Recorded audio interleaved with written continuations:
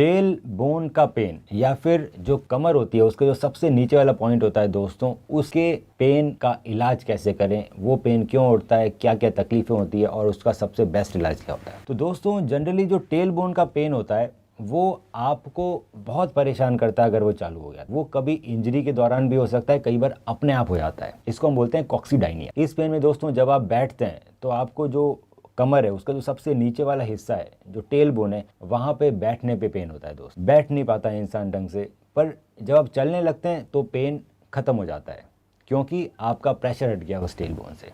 कुछ कुछ कंडीशंस इस टेल बोन के पेन को मिमिक करती है, मतलब एक जैसे आपको सिम्टम्स मिलते हैं, जैसे कि पाइलोनेडल साइनस। उसके अंदर आपके टेल बोन के एरिया में एक फोड़ा हो सकता है। इसका दर्द दोस्तों चलते हुए भी रहता है और बैठने पे भी होता है। तो जानना बहुत ज़रूरी है कि आखिर वो टेल बोन का पेन कॉक्सीडाइनिया है या कोई और डिजीज़ है जैसे कि पाइलोनेडल साइनस। अगर आपके टेल बोन के एरिया में कोई आपको पिंपल नहीं दिख रहा, कोई पस का या कोई उस तरह का फोड़ा नहीं दिख रहा, तो मोस्टली वो कॉक्सीडाइनिया ही है, टेल बोन का पेन है। जब ये इनिशियली चालू होता है दोस्तों तो सबसे इम्पॉर्टेंट थेरेपी होती है इसके अंदर कि आपको एक सैक्रल कुशन लेना है। जब तक आप बिना कुशन के बैठते रहेंगे तब तक टेल बोन इरिटेट होती रहेगी और आपको पेन में रिलीफ कभी नहीं मिले। तो हम एडवाइस करते हैं कि आप हमेशा सैक्रल कुशन अपने साथ लेके चलिए। सैक्रल कुशन कई सारे शेप्स के आते हैं, गोल भी आते हैं और चौकोर भी आते हैं। प्रैक्टिकल यूज़ के लिए गोल जो ट्यूब जैसे सैक्रल कुशन रहते हैं वो दोस्तों इतने यूज़फुल नहीं रहते क्योंकि वो अनकंफर्टेबल होते हैं बैठने में। सो मैं एडवाइस करूंगा कि आप स्क्वायर शेप के सैक्रल कुशन लीजिए, उसमें यू शेप का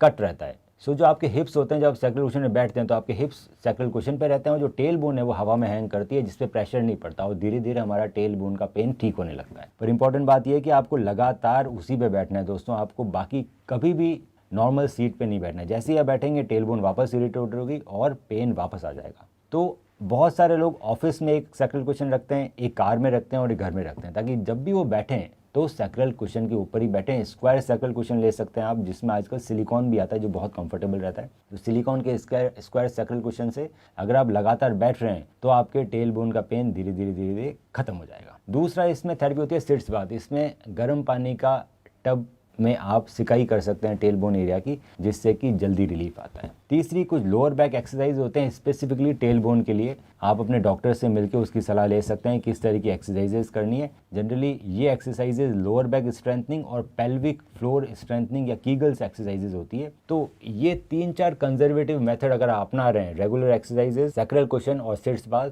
तो आपका टेल बोन पूरी तरह से खत्म हो जाएगा और वापस भी नहीं आएगा। पर कुछ कुछ लोगों में ये सब करने के बाद भी टेल बोन पेन खत्म नहीं होता है दोस्तों। इस कंडीशन में हम आगे इन्वेस्टिगेट करते हैं, जैसे कि एक्सरे करेंगे, एमआरआई करेंगे उस एरिया की। अगर एमआरआई में कुछ एबनॉर्मलिटीज नहीं निकली, जैसे कि इन्फेक्शन या फ्रैक्चर, तो उस पर्टिकुलर एरिया टेल बोन के अंदर हम इंजेक्शन के माध्यम से टेल बोन का पेन ठीक कर सकते हैं। इंजेक्शन स्टेरॉइड के भी लगते हैं और injection PRP platelet rich plasma के भी लगते हैं। दोनों के इंजेक्शन लगाने से टेल बोन का पेन बिल्कुल खत्म हो जाता है बच्चे कुचे लोगों में। पर साथ में ये सब चीज़ें करना ही बहुत ज़रूरी है, जिसमें सैक्रल कुशन, सिट्स बाथ और एक्सरसाइजेज है। पर अगर एमआरआई में कुछ एबनॉर्मलिटीज निकल आती है तो उस पर्टिकुलर एबनॉर्मलिटी का डॉक्टर से इलाज करते हैं और आपका टेल बोन का पेन खत्म हो जाता है। तो बहुत ज़रूरी है कि आप पहले ये कंजर्वेटिव मेथड अपनाएं अगर आपको टेल बोन पेन है।